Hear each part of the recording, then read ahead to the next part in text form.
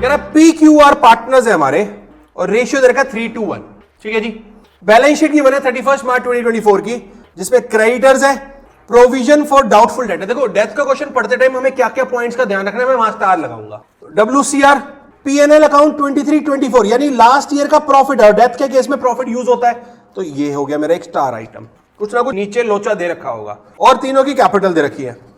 Cash at bank, debtors, furniture, plant, investment की book value भी दे रखी है और इन्वेस्टमेंट की मार्केट वैल्यू भी दे रखी है।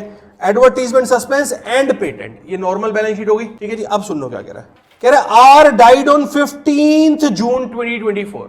ठीक है जी। अब फिर से 15 जून है तो हम मिड ऑफ द मंथ है तो हम मंथ्स में ले सकते हैं इसको। इट वॉज फाउंड दैट, क्या कह रहा है, पेटेंट्स वर वैल्यूलेस, पेटेंट की वैल्यू 0 हो गई, इसका मतलब furniture was under valued bye 10%, furniture under value है 10% से, इसका मतलब 6000 से इंक्रीज कर दूंगा रिवैल्यूएशन में। Plant was over valued by 20%, plant over value है तो डिक्रीज कर दूंगा। There was a claim of 1,20,000 on account of workman compensation, WCR था 100 का और 120 का क्लेम है, तो आपको पता है डिवैल्यूएशन से लेना पड़ेगा आपको। चलो जी। अब है ये वाला मेन पॉइंट, कह रहा है his executor were entitled to share of profit up to the date of death based on the last year profit, और लास्ट ईयर प्रॉफिट हमें कहां दे रखा है, यहां बैलेंस शीट में दे रखा है। ठीक है जी। Time period will be calculated in month, इसने तो लिख के दे दिया, ये नहीं कहता तो भी हम मंथ में ही करते क्योंकि मिड ऑफ द मंथ था। Pass necessary journal entries for the above at the time of R's death, R की डेथ के बाद जो जनरल एंट्री पास करनी है, सिर्फ जनरल एंट्री पास करनी है, और मोस्टली क्वेश्चंस आते हैं जनरल एंट्री के डेथ के। जनरल प्रॉपर बनाते हैं, देखो जब भी जनरल का क्वेश्चन आ रहा है तो पूरे फॉर्मेट में बनाना जनरल, सिंपल। ठीक है। LF, डेबिट एंड क्रेडिट, चलो बनाए। सबसे पहले क्या करें बताओ, रिवैल्यूएशन के डेबिट और क्रेडिट आइटम 1 on 1 ले लेते हैं। तो डेट हमें कुछ दे नहीं रखी तो डेट छोड़ सकते हो, बट डेथ वाली डेट अगर दे रखी है तो डेथ वाली डेट ले लो। डेथ क्या दे रखी है, 15 जून दे रखी है ना, तो सारी एंट्रीज हम 15 जून को ही करेंगे। फर्नीचर इंक्रीज हो रहा है, इन्वेस्टमेंट इंक्रीज हो रही है। ठीक है। मार्केट वैल्यू 2,70,000 दे रखी थी, तो furniture account debit, investment account debit. देखो इसका रेलिवेंस है, ध्यान से समझना, इस पॉइंट का रेलिवेंस है। इन्वेस्टमेंट 2 लाख की बुक वैल्यू थी, मार्केट वैल्यू 270 होगी, तो इसका मतलब रिवैल्यू हो रही है, तो 70,000 रिवैल्यूएशन में डालना पड़ेगा। Investment account debit to revaluation account. Furniture कितने से इंक्रीज हुआ, 6,000 से, इन्वेस्टमेंट 70,000 से, तो टोटल कितना हो गया बेटा, 76,000 हो गया। यहां तक कोई प्रॉब्लम है तो प्लीज बताइए। Increase in value of assets हो गया, नरेशन में लिख देते हैं increase in value of assets. चलो जी।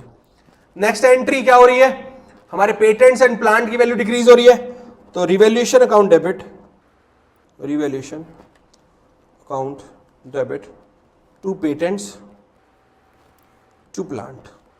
पेटेंट्स 20,000 के थे, वो बिल्कुल 0 हो गए। ठीक है। और प्लांट की वैल्यू कितने से डिक्रीज हो रही है, 15,000 से। कैसे, 90,000 की वैल्यू दे रखी है, ये 20% से ओवर वैल्यूड है, तो इसका मतलब ये 120 है, तो 100 करेंगे तो कितनी हो जाएगी, 75,000। तो बेटा 15,000 से ओवर वैल्यू था तो 15,000, तो टोटल रिवैल्यूएशन में चला गया डेबिट 35,000। यहां तक कोई problem. Decrease in value of asset, decrease in value of assets. ठीक है जी। अब एक पॉइंट बच गया, क्या हमारा, WCR वाला, WCR account debit, revaluation account debit to WCC 1,20,000 and 1,20,000। Yes और नो, यहां तक कोई दिक्कत। Provision made for, provision made for workman compensation. चलो जी। ठीक है जी। यहां तो कोई प्रॉब्लम। तो अब मेरा रिवैल्यूएशन का गेन आ रहा है, लॉस आ रहा है, चेक कर लेते हैं। रिवैल्यूएशन 76 से हो रहा है क्रेडिट और 55 से हो रहा है डेबिट, तो गेन ऑन रिवैल्यूएशन आ जाएगा मेरा, revaluation account debit 21,000 to P's capital account, to Q's capital account and to R's capital account. कितना हो जाएगा, 10,500, 7,000 एंड 3500। ये हो गया gain on revaluation distributed, gain on revaluation distributed. चलो अब बात करते हैं हम लोग सबसे पहले पीएनएल की और एडवर्टीजमेंट सस्पेंस अकाउंट की, जो हमें एडवर्टीजमेंट एक्सपेंस दे रखा है उसने। तो P's capital account debit, Q's capital account debit, R's capital account debit to advertisement suspense account. कितना है मेरा एडवर्टीजमेंट सस्पेंस? 30,000 का। किस रेशियो में? 3:1, यानी 15,000, 10,000 एंड 5,000। ठीक है जी।